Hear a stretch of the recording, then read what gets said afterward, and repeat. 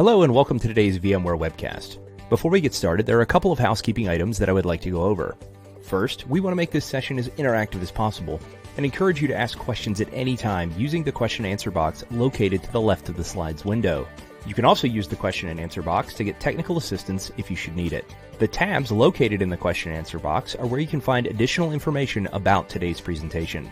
Today's presentation features streaming audio only, so there is no need to dial into a teleconference. You'll need to make sure that your computer speakers are turned up in order to hear the presenter and today's content. You can also fine-tune the audio by using the volume controls inside the media window. This presentation console allows you to interact and customize the layout to fit your viewing needs. You can collapse and expand any window on the console just like you would on your desktop by dragging the corners in or out. In addition, you can also maximize or close any of the windows on your screen by clicking the corresponding icon in the upper right-hand corner of each of the windows. At any time, you can reset the console to the default layout and access additional presentation functionality using the widgets at the bottom of your screen. Now I'd like to turn things over to today's presenter to get things started.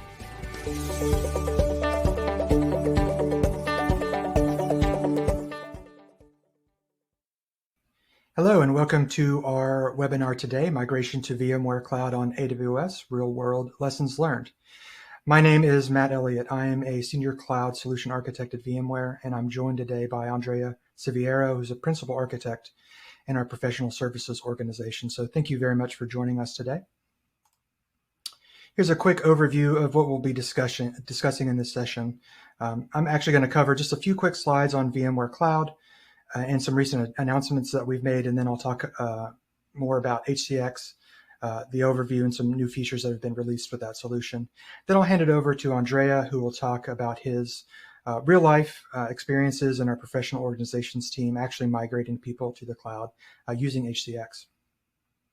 Then we'll have a quick Q&A at the end and encourage you all to interact with us. We'd love to hear some of your questions. So let's get started.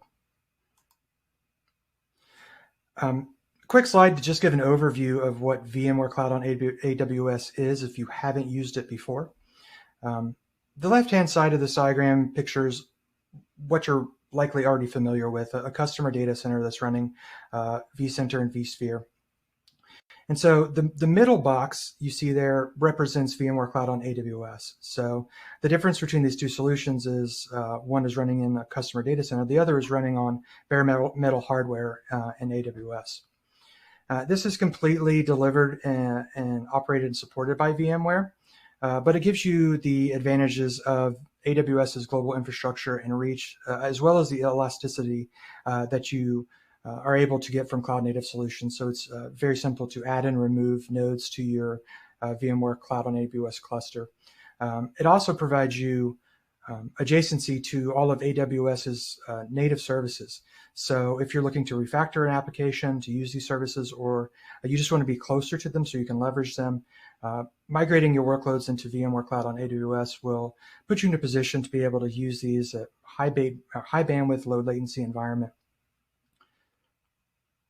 So what this gives you essentially is all of the advantages of being in your own data center, except for here AWS is dealing with all the headaches like power and cooling and replacing failed hardware and things like that. So it really is the best of both worlds. Now, as I mentioned, this is a product that's completely delivered and operated by VMware. So you'll actually pay VMware for this service. You don't pay AWS directly for it. But one of the advantages that this gives you is robust support options from VMware GSS. You get 24/7 by 365 support if you have any issues. We have a site reliability team that is continually monitoring for any sort of issues in the environment to remediate them as quickly as they pop up. And we also have a security operations team that's constantly monitoring for any sort of security issues. If you incur some sort of incident or some sort of bug and you want to open a ticket, no problem. If that turns out to be a bug, an actual bug in one of the products, that is then forwarded over to the relevant team so that they can address it. And the whole time the customer's kept in the loop. So what this ends up with is a solution that you can trust to be up to date and secure and continually monitored to really minimize any downtime.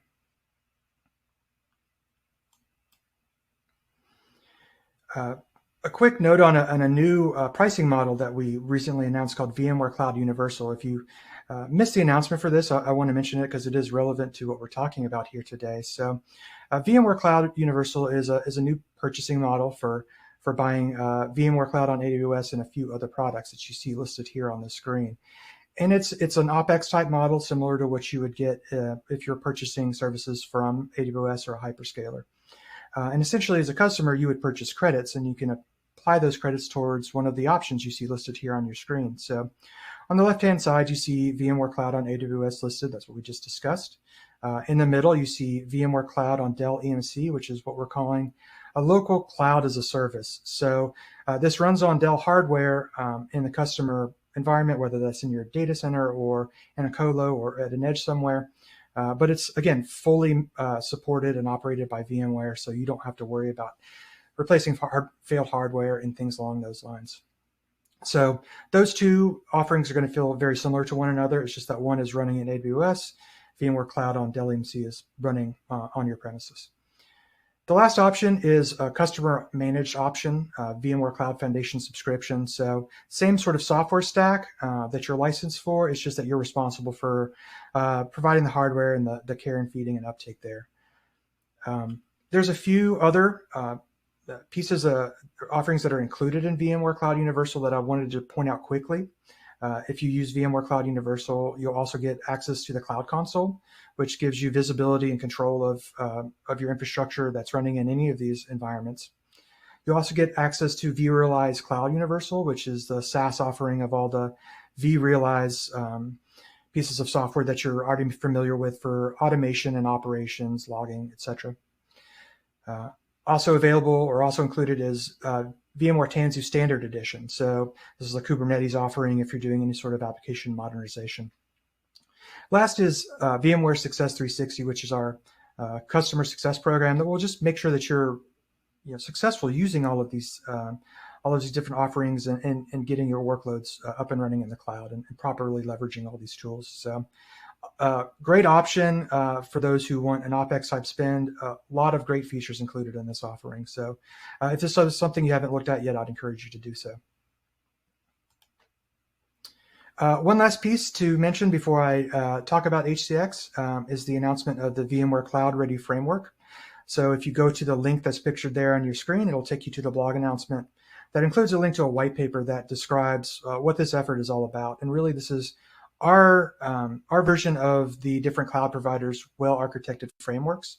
And it's going to do just what the diagram says on the screen, right? It's going to help you plan, build, secure, modernize, and operate in your environment. So we're just getting started with this, and we'd love your feedback, or if you have any questions, you can reach out to that email address that's listed on the screen there. This is an effort that I'm participating in, and there's many other people that are working on this inside VMware. So if you'd like to participate as a design partner, you can reach out to us, or you can just send us any questions that you have. We'd love to hear from you. Okay, with that out of the way, let's talk a little bit about HCX, what it is, and some new features that have been released. I'll build out this diagram, but the first part you see here is a planning phase, and this is the most important part of your journey to the cloud. For whatever reason you're migrating, and we'll talk about some of those reasons why people want to migrate to the cloud in a moment, but regardless of why you want to move, planning is going to be probably the most difficult and the most lengthy part of the process. And I just want to make sure everybody's prepared for that and is clear on what that requirement is. You really can't plan too much. And so what planning for migrating to the cloud really involves is understanding the applications that you have in your data center, how they interact with each other, and which ones you need to move together to keep a performance sort of solution running, or keep all of your application pieces together in one place.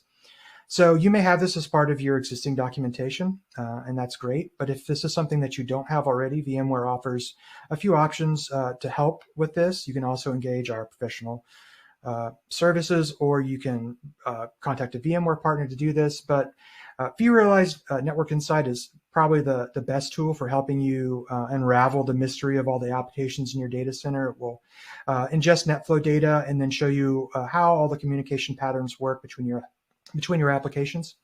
And then that even integrates into HCX. So you can migrate these apps together in waves. So once all that planning process is complete, you have the migration phase, which you'll do with HCX. Hopefully, this is the easiest part of your of the process, right? You just basically execute on your plan, and your workloads are transitioned from on-prem to into the cloud. Once migration is complete, VMware provides tools needed to secure and optimize your workloads. So, once these workloads are in the cloud, it's really just about, continuing to operationalize and iterate and improve on these. And we have, again, several tools in the vRealize suite that will help you do that. So what you see on this diagram is an overview of what an HCX deployment looks like. You have the customer data center on the left, VMware Cloud on AWS on the right, and then HCX appliances deployed on both sides, and those are paired together. So this pairing is what facilitates migration of VMs from one side to the other.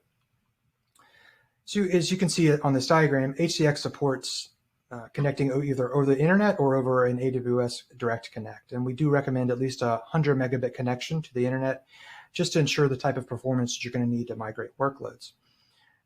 All traffic, whether you're going over Direct Connect or you're going over the internet, is encrypted with TLS Suite B encryption, so it's secure regardless of which method you choose. We do recommend a Direct Connect for the higher bandwidth, lower latency that it provides. It will just, bandwidth is probably the biggest factor when determining how long it's going to take to migrate your workloads. But if you want to do a proof of concept, or you've got some applications that potentially are not as time sensitive to moving them over the internet is a perfectly valid option, and it is secure. We also offer layer 2 extension with HCX. So in the scenario where you're moving VMs that are in the same VLAN or port group, and you just can't get them all moved at the same time, the layer 2 extension provides layer 2 adjacency between your VMs that are on-prem and in the cloud. So, once you're able to migrate all of them to the cloud, you would just move that network entirely. But in the scenario where you've got VMs on one side and the other, that layer 2 extension will allow them to continue to communicate. This solution also includes a WAN optimization, so that includes dedupe and compression, so that just helps you to move your workloads faster. All this is accessible via an HTML5 plugin in vSphere or in the HCX native client. They're pretty close to each other. Additionally, we have a fully featured API and some PowerShell commandlets that are available for automation, and I'll talk a little bit more about that in a moment. One piece I did want to point out is to check the compatibility matrix. So this slide has been updated for HCX 4.0. You can see on the left-hand side that vSphere 5.5 is not listed there anymore. It was supported in earlier versions of HCX, and we do allow you to run a few versions back from the latest release. So there is still a way to migrate from 5.5 today, but the moral of the story here is that you're running out of time to do that. So if you're still running on vSphere 5.5, now's the time to reach out to professional services or to a VMware partner to help you begin migrating soon. Otherwise, you might be stuck in a situation where you have to upgrade to a newer version of vSphere before you can migrate. Going to step through a few migration use cases here, reasons why people may want to migrate to the cloud. The first, infrastructure consolidation, that covers mergers and acquisitions, which is a really common use case for wanting to migrate. This also encompasses sort of the hybrid cloud type approach, where maybe you want to reduce your footprint in the cloud. Maybe you've got some applications that are very easy to move, and so you want to get those moved over to the cloud and run there, and you can leave maybe your legacy older stuff behind running in your own data center. Another use case is data center evacuation. I've seen this a lot, especially where I live, and at a previous job I worked for a consulting company when we talked to lots of people about help with their data centers, and they came to us all the time saying, we don't have the right people, our data center is very old, we just need you to run it, or we need to get out of it.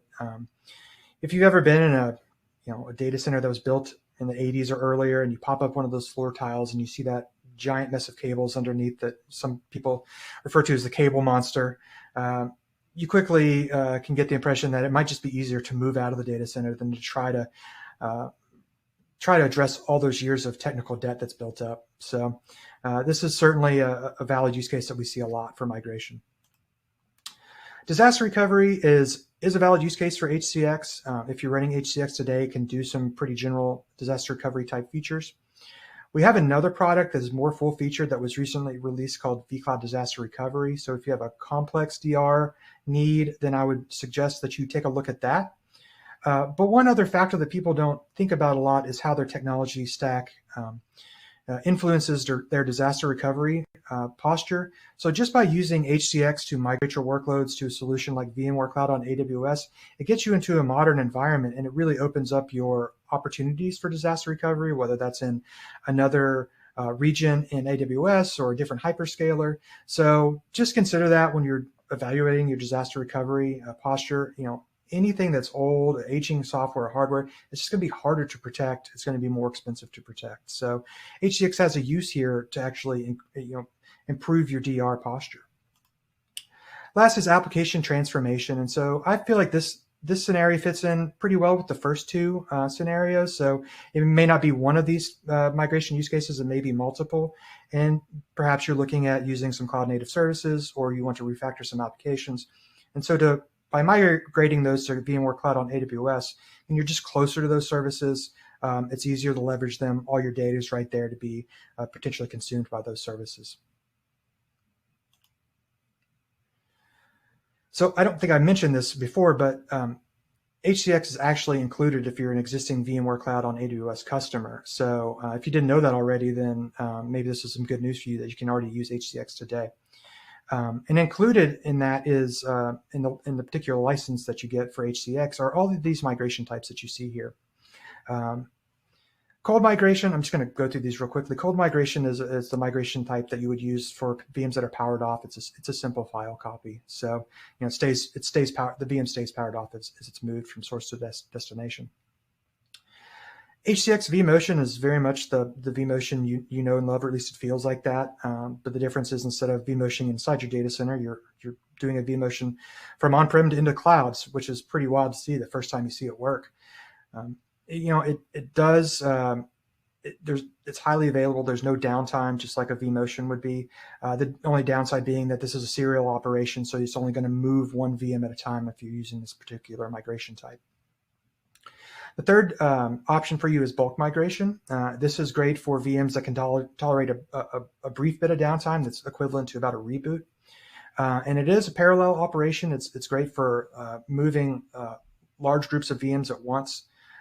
So what it will do is essentially it will copy all of the data over for the VMs, and then it will shut down the VMs on the source side. It'll actually rename them with a timestamp indicating when they were shut down. And then the VMs on the cloud side are powered on, and they retain their IP address, and then they just start doing their thing.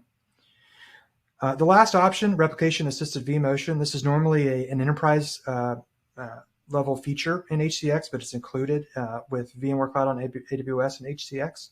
So this is really the combination of bulk migration and HCX Vmotion. You really get the best of those both of those migration types. So essentially, it'll do a bulk migration until it's time, until enough data has been transferred over, and then it'll do that delta sync, and it'll serially switch over the VMs. So it's probably your best option. Maybe there's a migration type that's a better fit for what you're doing, but since this one's available to you, I'd recommend that you use it. It's really a great option and no downtime for moving VMs. Personally, I'm kind of an automation nerd. I love automation, and when I see a new product and it doesn't have an API, it makes me kind of sad because it's harder to automate. That's luckily not the case with HCX. We have a full-featured and well-documented API that you can use. But if that's beyond your comfort level, we also have several HCX-related commandlets in PowerCLI, which is our PowerShell module. If you're doing any sort of PowerShell automation today, or you already use PowerCLI, then these commandlets will help you as you automate your migrations. It's very easy to use, and it can be handy if you're really working at scale and migrating lots and lots of VMs. The last option I wanted to mention is a community Terraform module for HCX, and this can assist you with your configuration of HCX. If you're already using Terraform to build cloud resources, then this might be a great option for you. do want to mention it's a community module. It's not something that's officially supported by VMware. It is being developed by some VMware employees, but it's just not something that's officially supported. But I would encourage you to take a look at it. I've tried it. It does work well. And if you have any issues, you can go to the GitHub repo and report those. It'll help us just improve this offering. And then hopefully one day we'll see this as the VMware officially supported offering as well. All right, so I'm going to cover some new features of HCX before I hand it over to Andrea. So one of the first improvements that I wanted to mention in terms of new features in HCX 4.0 is better visibility. That's both in migration events and with the network extension appliance that's used for that layer 2 stretch. So a lot more information that's shown in the UI now in terms of timeline for migration of VMs. This is just useful. It's just more information that can help you diagnose any issues you might hit or just have a better understanding of how migrations are going. And inside the network extension details, in the UI now you can see a lot of metrics around amount of data transferred over network extension. So like I mentioned, if you've got VMs on-prem and in the cloud, they're communicating over this network extension. And this gives you visibility into which MAC addresses are on the on-prem side, which are on the cloud side, and just general other performance statistics about how that solution's working. Next is real-time migration estimates. Everybody wants to know how long a migration is going to take, and that's a difficult number to come up with ahead of time. There's so many factors that feed into this calculation. But now HCX will perform a calculation. It'll give you a real-time estimate of how long it thinks things are going to take to move. Now, if there is some sort of performance degradation, that number is going to change. But if performance is relatively static and there's no major issues, then that migration estimate will be pretty accurate in terms of how long it's going to take to migrate those VMs. Third, we have additional support for tags and attributes. So if you've got NSX security tags assigned to a VM, you now have the option to migrate those along with the VM. Similarly, with custom attributes that are assigned to a VM, you can optionally migrate those along with the VM to VMware Cloud on AWS. There's been several migration enhancements. The one I'd like to call out today is an enhancement to bulk migration. It's the ability to force power off machines that are involved in a bulk migration. And this is handy because previously bulk migration, I mentioned it shut down machines on the source side before it powered them up in the cloud. Well, it tried to do a graceful shutdown. And if that stalled out or didn't work, the migration would actually fail. So now you can optionally tell HCX to just power off the source machines so that those migrations won't fail if there's an issue, gracefully shutting them down. Last is a big one. It's in-service upgrade for the network extension appliances. These are, like I mentioned, the appliances that actually provide that layer 2 stretch or that layer 2 VPN for network extension. And as you upgrade HCX to newer versions, these appliances have to be upgraded as well, and that upgrade process would take a few minutes, and there would be an outage to your network extension as these appliances were upgraded. So we've improved that process, and we've gotten it down to just a few seconds for an upgrade of that appliance. So there will be a brief outage, but it'll be much, much shorter than what it was before. So that's it for my bit. I'm going to turn it over to Andrea now, and I'll stick around and I'll help answer your questions at the end. But thanks for listening to my portion, and I'm excited to hear what Andrea has to share with us. Thank you, Matt, and thanks everyone. Okay, so let's now move on the professional services and how we can help customers in successfully migration projects.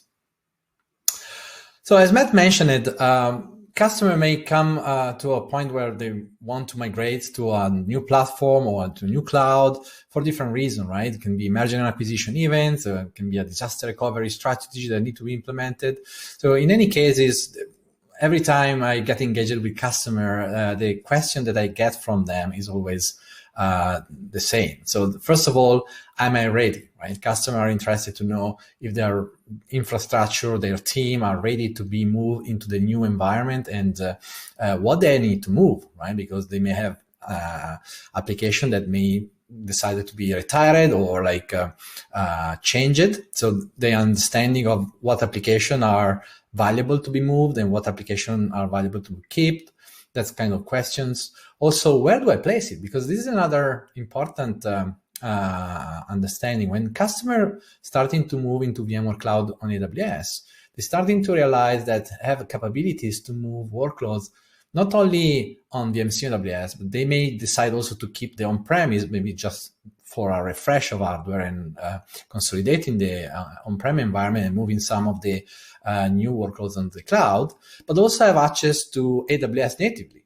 So suddenly they become a multi-cloud customer. So they're starting to think about where do I move my workloads to better optimize, for example, the cost or the performance. And also, the last question that is probably the topic of the session today is how do I migrate, right? So Matt already talked about the tools to use that, but the tools are really easy and very simple to be used. But as you will see in a minute, is more complicated deciding the process and the strategy for the migration. And here is where professional services actually will help the customer and yourself to set up for success, because as VMware, we are in the business of migrating customer workloads since probably 20 years now. Of course, they were not migrating to the cloud back in the 2000, but we were moving from physical to virtual, and now we are moving from vSphere into the cloud. And so the process and the technology, of course, has changed over the time, but the methodology has been adapted to this process and evolved over the time. So it's not something that we started to do in the previous few years, but it's something that has been evolving and has been proven. We implemented different techniques to make sure the customer has a successful and seamless type of migrations. So, as I said, setting up the VMware products nowadays is becoming very easy, especially the cloud-based services. We don't even deploy stuff anymore. We just call it activation, right? So you activate services in the cloud and you start consuming them. But still, the process and the methodology to the migration has to go through a series of 5 steps that you see in that slide. First of all, you need to understand and develop a migration strategy. And in the migration strategy, you need also to understand who are the players and who is doing what during the process. Second is discovering and analyzing the environment. Especially nowadays, the environment are changing every day. So if you think about doing a snapshot, a picture of your environment now and starting the migration in maybe 3 months after the analysis is completed, it will be totally different, right? So you cannot wait that an analysis ended. So you need something that help you to analyze the environment live and deciding wave by wave what type of migration need to be done. And on top of those information, you need to have a methodology to create a migration plan. And executing this migration plan, verifying that the migration has been successful, not just moving workloads. That's another important part of the methodology. So just moving workloads and moving boxes will not bring the value, and it will not bring your business into the cloud. It will just moving boxes, right? So part of the migration methodology is also to validate that the business processes and the entire customer operation is efficiently moved. And on that topic, of course, managing and operating the new environment and integrating the existing procedure with the new ones is really important for customers. So that's where the methodology of professional services helping the customer to move forward and speed up the process. An important step in any migration, but I think also in any new projects, is to understand the team involved, and you need to really have a champion in one of each of these areas on the slide. So most of the customers for sure know that there is involvement from the infrastructure and application owner. Some of them, of course, recognize the network and security team are playing an important role, but sometimes they also tend to forget the support and operation. So I have been a customer, luckily it was just a pilot, but we move the workloads from an on-prem environment to the cloud, and guess what? The support and operation was full red, alarmed, and say, oh, we don't find any more of those workloads. And guess what? They are in the cloud. So we need to make sure that you nominate from the customer perspective, and PS is going to help them to be up to speed, nominate a champion for each of those four critical team. Of course, it doesn't have to be one single individual. It can also be multiple individual or just one people responsible, but from the logical perspective, there should be those four areas covered from champion, and they have to be involved from the beginning to make sure that they understand and they will provide input from the beginning of the process to avoid any, rework or any showstopper later in the process. And that's where professional services help the project management to be consistent across all the steps and detailed planning. Make sure that we recognize what are the tasks that need to be done by the customer, because it's responsibility of the on-premise environment or some specific activity that need to be done by the customer. But also there are activities that are taken care of from VMware personally, or also other activities that need to be done in joint effort. So the plan is not only saying what are the steps, but also who is doing what and what are the timelines. This is just an example. Is month 1, month 2, and month n. In some cases, we have been able to migrate, as I will show you later, customer in a few weeks, like 6 to 7 weeks, be able to evacuate the data center, right? But this is like typical time frame. You have to think about probably months if you are talking about thousands of VMs. Okay, another important step, as Matt mentioned it before, right? There are different tools that VMware provide to do the discovery and analysis. As VMware, we in professional services, we are using vRealize Network Insight. The cloud version or the on-premise version both provide the same UI and the same experience, so we are comfortable with both the options. And what we do here is understanding the network flow between VMs, the bandwidth, and the interdependencies. With those data, we can recognize what are the applications and how they interact each other. Because every time we schedule a migration events, that is basically composed of a group of VMs that are related to each other, we want to understand when we move those applications, what will be the communication flow that will go back to the on-prem if the migration is still in progress, right? So you want to understand if you're not leaving behind very important components that will generate a lot of traffic and may impact the performance or latency of the application when they move to the cloud. With ACX, you definitely can use the layer 2 extension to keep the connectivity on, so there will not be a real downtime, but from the performance and consumption of the network, of course, you want to make sure that the group of VMs that are moved to the cloud are close each other, so that the traffic generated back to on-prem are as minimal as possible, and also will allow you to reduce the traffic on the layer 2 stretched network. So we are helping the customer to do those type of analysis, and then using those analysis to plan and execute the migration using ACX. With those data, as I mentioned, the data will be used to plan the starting of the data replication and the ending of the data replication. So the starting of data replication with ACX is really easy for us. So we can decide to start the replication even during business hour. The impact will be really minimal. So we can start moving data into the cloud and start to do the cutover only when all the data are replicated and only when the customer is ready to do it. That's really important because it will allow to be prepared for the switchover with a large advanced time. So we can plan ahead the activities and make sure that when the time is arrived, we can switch over all the workloads in one step. Of course, also planning the backups of those workloads and the rollback plan is important. And so having a team that will support the customer during the execution, the monitoring, and the rollback is important. So VMware can support the entire process.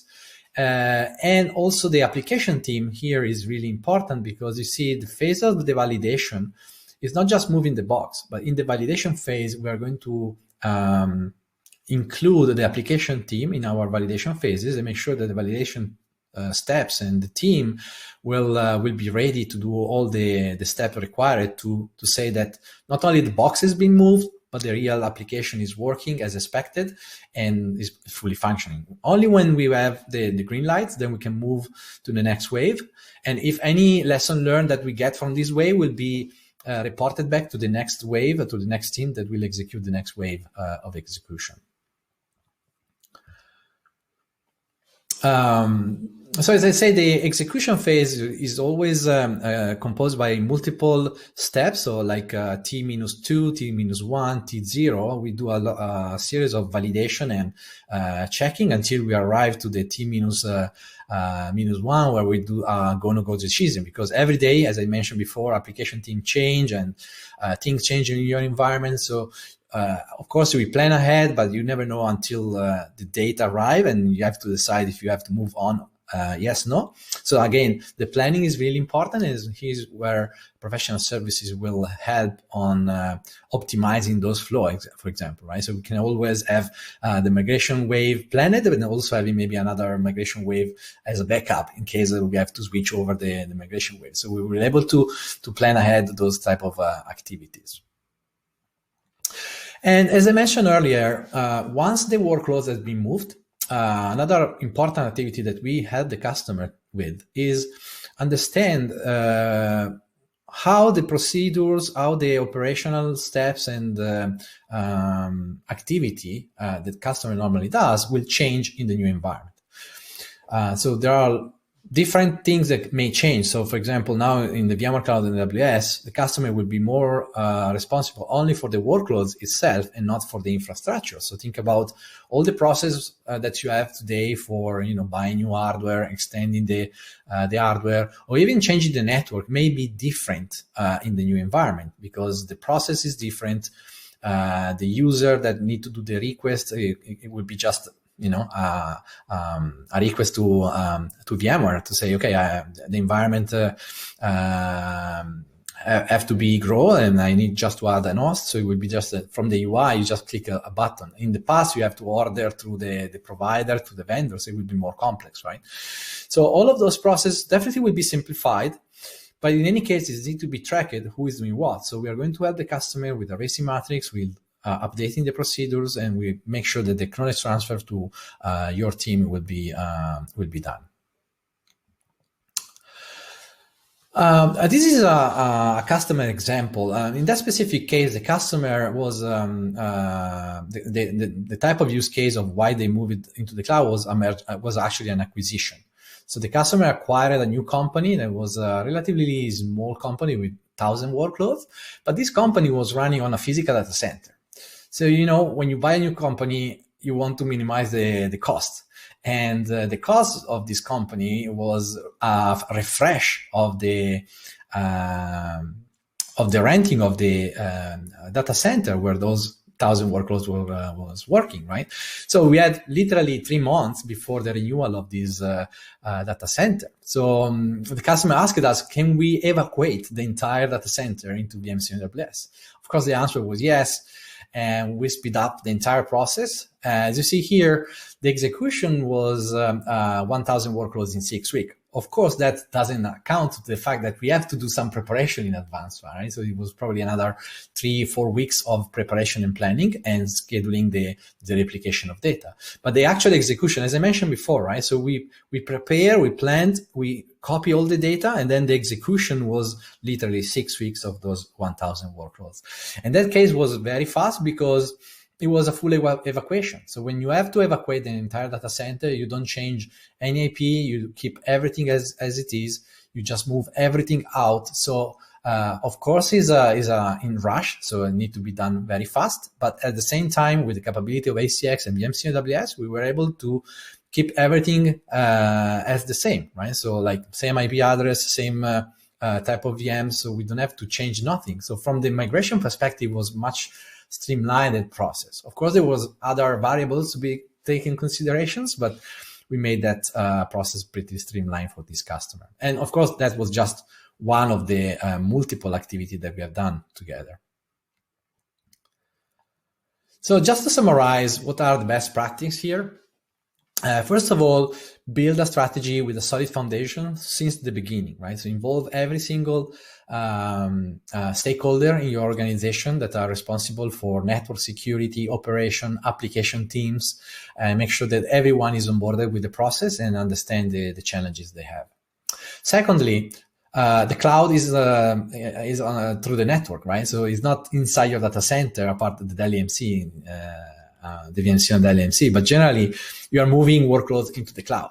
So the network component is really important. So try to make sure that you plan ahead the network changes that need to be implemented. So in case you are going to extend the data center, so you're going to keep your on-prem and maybe consolidating the existing workload and moving some of the critical workload in the cloud, and you plan to have an hybridity between on-prem and the cloud, then of course you want to plan ahead the type of networking capability you have here. And we have different options, right? You can use AWS Direct Connect, you can use traditional VPN, but you need to validate those before and making these changes as soon as possible, because once you started the migration, you don't want to change or play with the network during the migration process. So the networking extensibility, the network connectivity is one of the first things that needs to be addressed and implemented from the beginning. The third best practice, of course, is migration workload in logical waves. As I mentioned before, don't just move workloads randomly because they may have strange effect on their own capability to communicate with others. Of course, layer 2 stretching network help with that to reduce the problems, but you never know. If you move an application and you left over in the data center a file server, for example, guess what? You're going to have a lot of outbound traffic back to your on-prem. Another important step is make sure that the database and the application stay together, right? That's another important step from the performance perspective. So the logical waves here is meaning like make sure that you have done a very good analysis of the application and make sure that they move together in a consistent way. Also, think about all the other use cases correlated to this movement, because we're talking about application and servers, but what about the end user consuming those workloads, right? There are customers that I've worked with that they have also needs to have the user move into the cloud. So the user connectivity that are before connected to the on-prem, now they have to go to the cloud. So maybe think about that on top of the migration of the workload, they may need also a Horizon implementation of desktops, or virtualized desktop, or virtualized application inside the VMC AWS. This is another important use case that you have to consider from the beginning. So part of the migration process is not just moving the workloads, but also deciding how the users will reach the new environment once the environment has been moved. And monitoring performance, observability, the insights of the new workloads. This is another important step. Don't start monitoring after, right? The importance of the monitoring, I'm sure that you have already a lot of monitoring in place. And so make sure that your monitoring is consistent between the on-prem and the cloud environment, so you have a unified view of those two environments. And that will be very useful to keep tracking of those changes, because that will help you to identify any potential bottleneck or any potential optimization in your migrations. And yeah, the last one, of course, is pretty obvious. Is like the new environment require a lot of new knowledge about different topics, and there are a lot of free contents available. So you have to train your teams to make sure that they know what is the new product, the new capabilities. But also as a professional services, during the activity, we do a lot of knowledge transfer. And it's really important to engage the teams from the beginning, right? So don't think as professional services like, okay, you give the word to them and you go away. Professional services will be really important because they will transfer the knowledge during the job, right? That's really another important part of our activity. We don't just do the stuff in the back of our office and then we show the things at the end. We want the customer to join our session, so you will learn from hands-on activity, and that's the best way to learn how your environment will be up and running. But of course, there is also a series of training certification that I'm going to recommend you as well, because that will make the team aware of all the aspects of the solution and make sure that they are confidently managing it. So this is just a slide that explains what are the current offerings. So from VMware Cloud migration, we have 3 SKU, the Essential, the Standard, and Advanced. Those SKU are really targeting to show the customer how to do migrations. And then if the customer want to continue by themselves, after any of those 3, they will be able to do it, because we are going to really teach the customer how to do it, right? So the Essential is focused on simply setting up ACX and starting migrating workloads. The Standard is more addressing the application discovery and dependency mapping, the methodology on how to do that. In the Advanced, we'd also cover how to use the VRNI features to understand, for example, the firewall rules that need to be implemented on the destination. So instead of bringing over your firewalls and your configuration, you can think about modernizing the firewall rules, especially leveraging new features like the microsegmentation, the security policy that are available on VMC and AWS. But also the enterprise version is a tailored offering, so that will be useful to address any other use cases, right? So think about Essential, Standard, Advanced. We leverage mainly ACX, but if you have, for example, physical workloads, or you have other type of hyperscalers that you want to migrate from into VMC and AWS, enterprise version is your choice. Also, enterprise will offer a 24/7 type of assistance. So even during the weekends and during the night, there will be operators that will follow up the migration process to make sure that it will be fully covered during also those off business hours. And of course, Chronic Transfer is always available in all of those packages. So as I mentioned, this is the additional resources. So you have the customer experience success. So there is the website with the professional services. The SKU, you can click that link and you will get access to the SKU available today. Learning opportunity, so all the training available in the learning link. With ACX, there is a lot of good contents available, especially the hands-on lab. I suggest to do some of those hands-on lab, are really useful and really interesting. Of course, the documentation and the entire VMware Cloud AWS hands-on lab, tech zone, YouTube video, podcast, blog. And below you can see also the contact, so you can contact sales and contact us through the traditional channels. So with that, I think you can start asking questions in the below box in the Q&A. And thanks. Me and Matt will be here to answer any question you have. Thank you.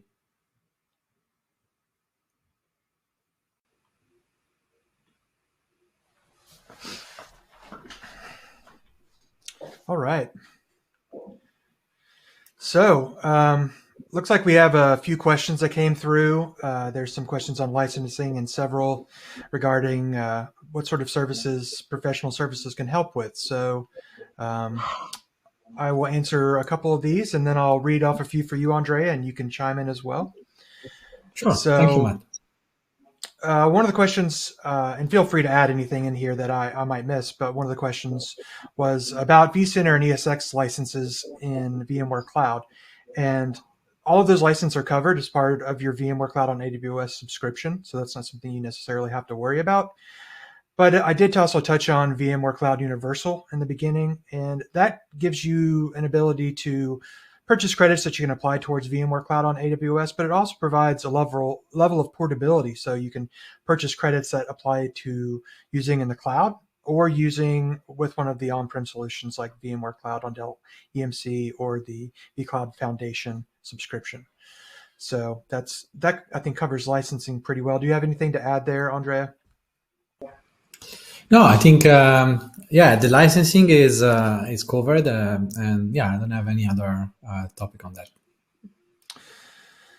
So a question that came in was about migrating from a non-vSphere environment and how professional services can help with moving non-vSphere VMs into VMware Cloud on AWS. So can you talk to us about that a little bit more? Yeah. So again, ACX support the migration from non-VMware platform as a virtual workload. We support KVM and Hyper-V as a source. We use a component of ACX. It's not directly into VMC, so the process will be to do a staging area where we do the conversion on a VMware staging area, and then we move it into the cloud after the conversion to validate. So that will basically help to validate that the VM is working as expected and everything is performing correctly. Also, P2Vs can be covered using third-party software to do the process. There is also VMware Converter that it was used to, but now is end of life, so it's limited in terms of supportability. In some cases, we have seen it still working pretty well. So it's still a useful tool for where it still apply in terms of compatibility and matrix. That's still okay. Also, there are another type of migration where typically some customers have asked about migrating databases, right? The migration of databases is another huge topic because there are like pros and cons of moving a VM as is, or even worse, a physical database into VMC as a P2V. So our suggestion is to create a brand new VM on the destination and porting just the database on the destination. That will make sure that you don't convert a physical into virtual and bringing also all the changes that has been happening in this physical machine for over the time. So you want to have a very clean VMs created from scratch that will be more performing than a traditional P2V, because there are a lot of things in a physical world that may impact the performance that doesn't exist in virtual world. That's one other option. But there are also in the databases, there are other methodology apart that the conversion of the database. If you have a virtual database, there is also the opportunity to use traditional database tools like DB Live migration, for example. Different database vendor has those options available to replicate the database into another VM or into another node of the cluster, and then you can shut down the existing node. So basically you move the instance across different nodes, and some of those nodes happen to be in the cloud, and here you go, you have the database in the cloud. And last, but also an interesting type of conversion for database can be RDS. So think about that you're moving into VMC on AWS, and AWS offer RDS, that is the new service from native services for hosting your databases, right? So if your application support this type of architecture, that's a brilliant way to leverage the proximity of VMC and AWS into the AWS native, because you can have application and database living together in the cloud. And forgetting about managing the database anymore, right? It will become another service on AWS, for example. So, yeah, I think I covered most of those. Yeah, yeah, that was very in depth, and databases are such a critical piece of most of these applications. You briefly talked about physical machine conversion to P2V. I assume that is sort of a similar process to migrating from a different type of hypervisor. So we did have a question on that. So I don't know if there's anything you want to add in terms of P2V, a conversion there, if it's basically just the same type of process. Yeah, no, for P2V, as I mentioned, it's very similar type of process. Again, it's not going to be a direct P2V into the cloud. Most of the time we do a conversion on site, and then we like on-prem or in the same location, and then we move it into the cloud, like in a staging area.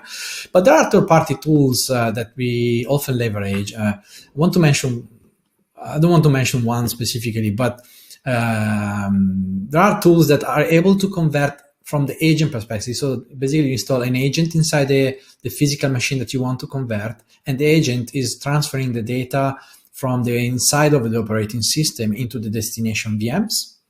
Right, this is another type of migration. So most of the migration of it, this is really interesting because ACX, the migration that ACX does is totally OS independent, right? So it's basically bring the disk of the VM and move it as is.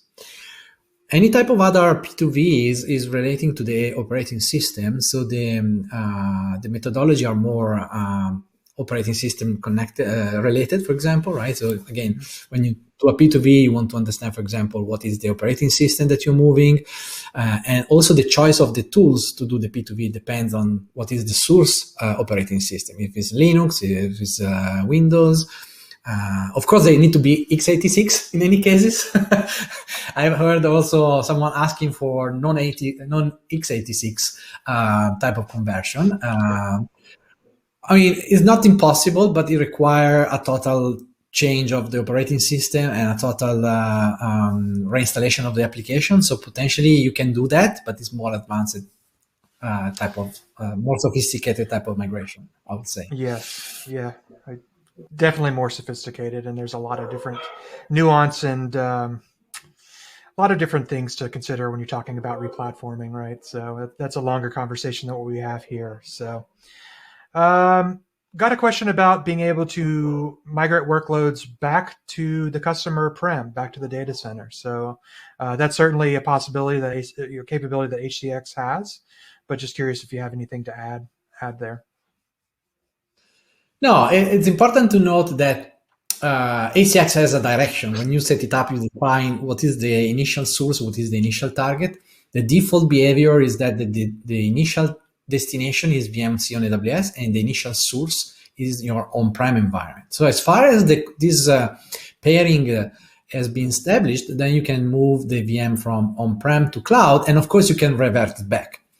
But now, if the question is like, I have a VM on the VMC on AWS and I want to move it back to my on-prem, then everything changed because the initial destination is your on-prem and the initial source is VMC. So you need to have the initial destination on-prem prepared in a way to be the landing zone, right? That's not happening right now, but just if you think about it, you can revert a migration into a destination, but creating the initial setup is different, right? And that's like a small nuance. But overall, if you move a VM on the cloud, then you can move it back, right? That's the main principle, I would say. Yeah, an interesting question. It says, it's possible to use Site Recovery Manager to replicate a raw device mapping volume from on-prem to VMC environment to create a disaster recovery environment for a file server, for example. No, so yeah, I will reply in two parts. So first of all, we don't support raw device mapping physical type of raw device mapping. Only so the raw device mapping are not supported. I think only the logical RDM, right, Matt, are supported, I guess, but not the physical raw device mapping. And the purpose of the file server itself, we have a different way to suggest a file server migration. Normally, we suggest, again, to use AWS native services. Again, that's where the AWS native services can help you to do the conversion. If you have an NFS, why you want to have a virtual machine, right, to support the NFS when you have a native NFS now on AWS that you can instantiate and leverage a more low-cost storage. It depends on the performance, of course, but a file server typically, I guess, that is not going to be a high-performance demand file server. So if you are hosting, for example, object file or PDF or documents, then you have to think about that VMC on AWS has a very high performance type of storage. So probably you want to leverage a native file server like NFS on AWS. And there is a lot of tools that help to synchronize a file server existing on-prem with NFS. And then you can map the NFS directly into the VMs that are using it, right? So you are going to leverage the new landing zone as a mixture of combination of VMC on AWS and native AWS services. I don't know if it makes sense. You want to add something here, Matt? I think that's just a really good point when you're talking about migrating to the cloud, is that you can approach this from an aspect of saying, I have all of these VMs that do all of these things and I don't want to just move them all. But a smarter approach is probably looking at the services that these VMs are actually providing and saying, is there some low-hanging fruit? Is there an easy cloud-native service to replace this VM that's going to make this whole solution simpler and easier to migrate instead of trying to do something difficult like migrating an RDM, which is, has a lot of different dependencies and a lot of different restrictions. Yeah. see if there's a cloud native service that fits the bill for what you're trying to do. So we're almost out of time, it looks like. One last question that came up that is actually a really good one that I don't know the answer to. I need to go do a little bit of digging, but you may know this answer, Andrea. So we'll end with this, I think. There is an IPS functionality within NSX. Some of these NSX features don't make it to VMware Cloud on AWS immediately, and I'm just not sure if that's a functionality in NSX that has been enabled on VMC. Is that something that you're aware of, or you know the answer to? Not yet, but it is in the roadmap for sure. The suggestion is going to check on the VMC on AWS. The roadmap is public, so you can search there. If it's in the roadmap, definitely you will see it in the list. So yeah, as Matt said, not all the features of NSX are exposed today in VMC. Is progressively they get to the VMC a little bit delayed, but you will search for those in the roadmap and you will find it. That's great advice. So I think that is pretty much all the time we have today. So Andrea, thank you very much for a wonderful presentation and for presenting some great information.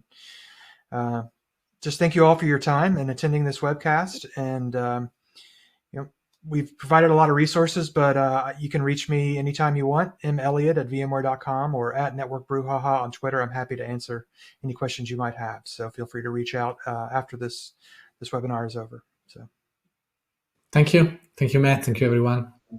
Bye.